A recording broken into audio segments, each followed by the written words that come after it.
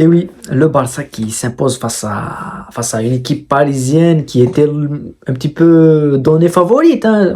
Faut qu'on soit logique. Hein. Avant, tout le monde voyait un petit peu le Barça se faire victimiser. Le PSG était sur le papier peut-être le plus en avance. Moi, je voyais pas vraiment une grosse différence entre les deux clubs. Et ce soir, on a vu une autre chose qu'on confirme. On l'a vu peut-être dans les huitièmes de la Champions League, l'écart de niveau entre les clubs est assez flagrant. Voilà, les principaux. Sur les huitièmes, il y a un ou deux matchs sur les 8 matchs où tu te dis que ça peut passer à quelque chose. On l'a vu, c'était seulement l'unique match, c'était l'Atlético contre l'Inter de Milan. Mais le huitième, les quarts de finale et les 4 matchs, c'est équilibré de malade. Hier, on a vu le 2-2 entre l'Arsenal et le Bayern, le 3-3 entre City et le Real Madrid. Et ce soir, ça pouvait même faire 3-3, ça pouvait même faire 2-2, mais on voit que c'est équilibré entre le PSG et le Barça. Et de l'autre côté, on a vu une victoire de l'Atlético. Donc, on va essayer de débriefer ce match et cette victoire qui est très importante, pas uniquement pour la qualif ou pour le Barça, mais pour le renouveau du Barça. Cette victoire a un poids qui est très important. Et c'est ce qu'on va essayer de dire dans cette vidéo. Donc, avant de commencer le débrief, n'oubliez pas de liker et de vous abonner à la chaîne. On va débriefer le match et on va donner les tops et les flops du match, bien évidemment. Je vais juste commencer par la première chose et pourquoi cette victoire et ce match en lui-même et le cours du match est très importante pour le Barça. Depuis la dernière Champions League qu'a gagné le Barça en 2015, le Barça a toujours été sorti en Champions League d'une manière assez étrange et ils sont toujours passés à côté de leur rendez-vous et on les a vus même en 2019 quand ils font la Champions League de malade avec Messi et tout face à Liverpool, le retour de la remontada de Liverpool 4-0, la remontada de Roma, le 8-2 après.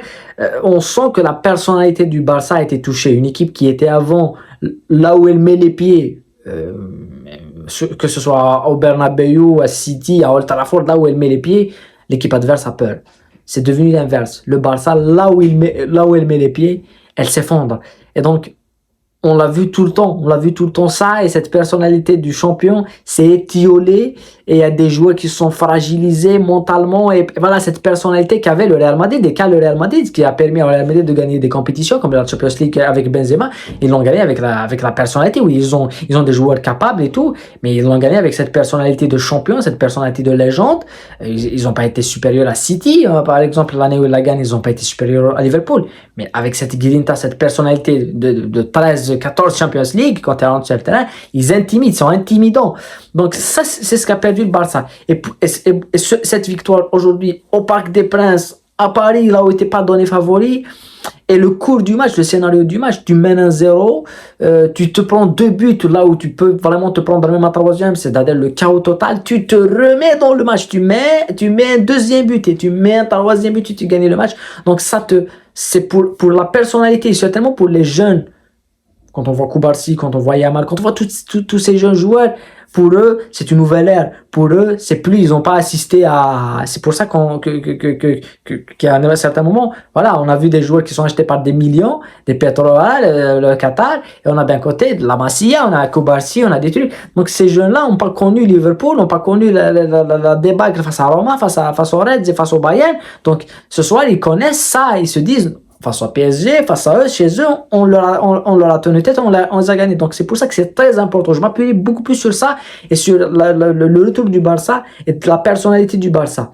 Après, pour le cours du match, on a vu de Luis Enrique, c'est-à-dire on joue au ballon sans. Pour moi, le problème du PSG de Luis Enrique, on fait une comparaison assez simple. Le match que fait Luis Enrique et le PSG ce soir, imaginez-vous qu'on prend Luis Enrique, on le tire de la compo et on met Galtier. On va mettre Galtier, on va mettre je sais pas qui. Ben, tout le monde va critiquer Galtier, on va dire que c'était nul et tout. Mais ce soir, on va trouver des trucs pour Luis Enrique, il a joué comme ça. Moi, je pense qu'il n'est pas compatible avec beaucoup de joueurs, Luis Enrique au PSG. Et parmi eux, Mbappé. Voilà, parce que le système que veut mettre en place Luis Enrique au PSG n'est pas adapté à Mbappé. Mbappé, c'est un joueur de profondeur, c'est un joueur d'espace, c'est un joueur de contre. Et Enrique, c'est un entraîneur de possession. Enrique, c'est pas un entraîneur de contre. Enrique, il a joué des contres, oui, une certaine fois, quelques matchs, il a joué à la transition, mais tu vois l'équipe avec laquelle il a joué à la transition, il y a la MSN devant. Donc la MSN, que tu joues la transition, que tu joues la possession, ils sont au-dessus, ils sont au-dessus. Mais là, c'est pas la MSN. Pour moi, ces joueurs, et on le voit sur pas mal de phases de jeu, on dirait qu'ils sont pas compatibles à Luis Enrique ou le message n'est pas bien passé. Il a essayé de jouer un jeu de possession extrêmement statique en première mi-temps. C'est-à-dire que ça va de gauche à droite avec une lenteur comme pas possible. Mbappé, toujours, il y a 2-3 joueurs sur lui. Kangeli, c'est la même chose. Dembélé, c'est la même chose. Asensio, c'est la même chose. Et là où le Barça était assez bon, c'est dans la transition rapide.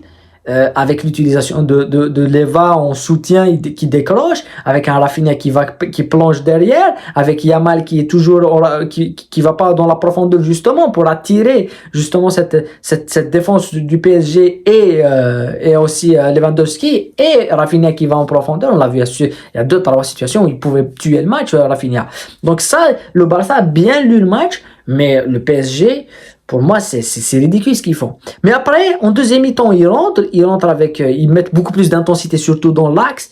La rentrée de Barcola a permis peut-être beaucoup plus de technicité et beaucoup plus de largesse en étirant vraiment les joueurs, les joueurs du Barça ont eu du mal à défendre. D'un côté, Dembélé et Mbappé, et de l'autre côté, on a Barcola et Vitinha qui rentrent un petit peu dans l'espace. Et puis, tu as ces deux buts, tu as Dembélé qui marque et t'as Barcola qui marque, et là tu te dis ça va, voilà, c'est comme je l'ai dit, c'est un boxeur qui se prend un KO, mais Xavi a fait des changements qui sont intéressants. La rentrée de Pedri, tac, une passe de génie et but de Rafinha. Christensen il rentre, tac, but, et puis t'as cette défense qui est bien, ça défend en avançant, le Barça, il faut le dire, ça défend vraiment en avançant, et même quand ça défend en reculant, ça ferme bien les côtés. Et vu que le PSG, c'est pour ça que ça nous rapporte à ce qu'on disait au début pour Luis Enrique, c'est beaucoup trop statique. Et c'est pas le Luis Enrique qu'on connaît qui joue tiki-taka, qui joue le football rapide, même avec l'Espagne et tout. Là, il y a du mal à rentrer, il y a du mal à décrocher. Le deuxième but du PSG de Vitinha, c'est la méthode de Luis Enrique, c'est comme ça que joue Luis Enrique, mais on l'a vu une seule fois ou deux fois avec Dembélé qui touche le poteau. Donc ça c'est le cours du match, et pour moi le Barça m'a assez impressionné avec cette personnalité qu'elle a dégagée, et on va parler ça dans les tops et les flops. On va commencer par les flops. Pour moi, le gros flop du match, c'est Mbappé. Parce que tu t'attends à ce que Mbappé fasse quelque chose, et tu te rends compte que Mbappé, comme on est tombé sur Haaland hier. Mbappé, c'est un joueur qui a besoin de profondeur. Et quand il joue face à des blocs comme ça, et on entend des gens, moi ce qui me fait rire, mais voilà, l'amnésie, mais c'est les jeunes qui sont maintenant, qui ont découvert le football en 2017, 2018. Il y a des gens qui disent non, Mbappé, on peut le comparer à Messi. Mbappé, il peut pas éliminer un joueur. Devant lui, quand il a deux joueurs, il peut pas les éliminer. Il peut pas éliminer les deux joueurs, décrocher, entrer. Messi, à son âge, il prend le ballon au Bernabéu dans le milieu de terrain, il élimine tout, le Real Madrid, il marque. Ah, football, il a changé, oui. Il a changé, et c'est devenu beaucoup plus difficile. On voit des joueurs qui font beaucoup mieux, et c'est pour ça que moi, j'aime bien mettre en valeur des joueurs comme Foden. Parce que ce qu'il nous propose, c'est plus que ce que nous propose Haaland et Mbappé qui fait toujours le but et tout. Et à part dans le jeu, mais c'est d'une pauvreté, mais c'est, voilà. Ce soir, tu préfères voir Dembélé que Mbappé. Voilà. Donc pour moi, c'est un flop total. Voilà. Parce que Mbappé doit jouer à la transition. Voilà. Doit jouer le contre vitesse et tout. Mais à part ça, c'est depuis le début de saison qu'il n'est pas bon, Mbappé. C'est pas uniquement ce soir. Voilà. Pour moi, ça, c'est un flop assez magistral. Ter Stegen, comme d'habitude. Ter Stegen, pour ceux qui veulent voir un petit peu toutes ses fautes. Il y a un compte sur Twitter qui s'appelle Ter Stegen Destroyed Barcelona. Et chaque match, t'as mais le deuxième but, on a vu hier des gardiens comme Lunin et tout, Oblak, Alisson et tout. Le but, il le marque pas. Le deuxième but, il a du mal à partir sur la. Voilà, non. Pour moi, Ter Stegen ne m'a jamais. C'est un gardien de honte, donc c'est un gardien de sortie. Il peut te sortir. Voilà, jeu pied, oui, mais c'est beaucoup très loin de Victor Valdez, par exemple. Valdez qui était monstrueux dans les buts, qui faisait peur, et que là, il allait le chercher. Là. Non, c'est beaucoup. On dirait que c'est très facile le but que met Vitinha. C'est très facile le but que met Vitinha. C'est vraiment très facile. Voilà. Pour moi, et évidemment, de l'autre côté, on a Donnarumma qui est dans les sorties aériennes. C'est une catastrophe. C'est une catastrophe. Voilà. Les tops, on va plus s'intéresser aux tops, puisqu'on a beaucoup de tops. Lewandowski. Le match que fait Lewandowski, c'est magnifique. Mais Lewandowski n'est pas uniquement... Oui, on l'a jamais vu à ce niveau-là dans le jeu. Oui, on voit des fois marquer des buts, mais ce soir, il n'a pas marqué Lewandowski. Mais qu'est-ce qu'il était important dans le jeu du Barça. Il ne perd pas de ballon, il a gagné tous ses duels. C'est magnifique ce que fait Lewandowski ce soir. Mais si on va dans la suite, il est bon depuis assez longtemps, Lewandowski. Il est bon face à l'Atlético Madrid du 3-0. Il fait un match de malade, il marque, passe décisif.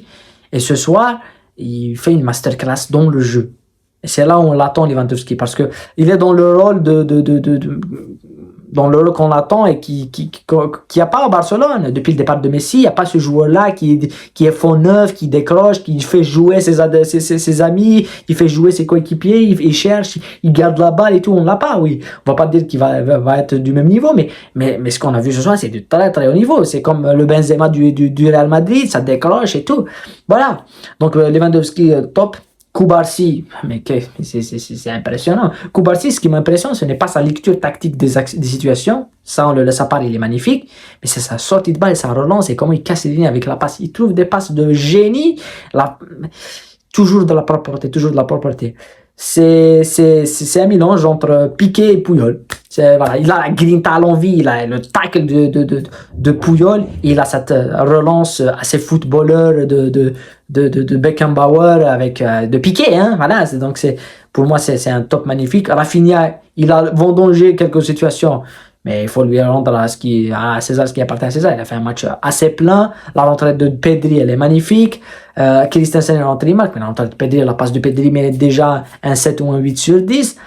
Oui, le Barça au complet a été assez bon. Assez bon, a été assez compact. C'était le truc le compact a été très intéressant du côté du Barça, ce qui n'est pas le cas du PSG, qui s'est fait piéger à chaque longue balle, à chaque recherche d'espace par la défense et par le gardien Ter Stegen. Et les joueurs qui plongent avec Lewandowski qui repique dans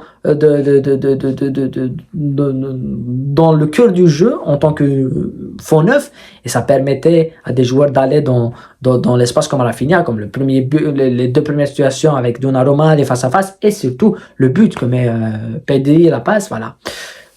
Il y a un match de tour qui s'annoncera aussi fou. Le but à l'extérieur ne compte plus, donc tout peut arriver. Mais la personnalité qu'on a vue ce soir du Barça doit être face au match retour. C'est cette personnalité-là qui peut permettre au Barça de se qualifier. Voilà. En tous les cas, vos tops, vos flops, on se retrouve dans d'autres vidéos, évidemment, football national et international. Prenez soin de vous et la paix sur vous.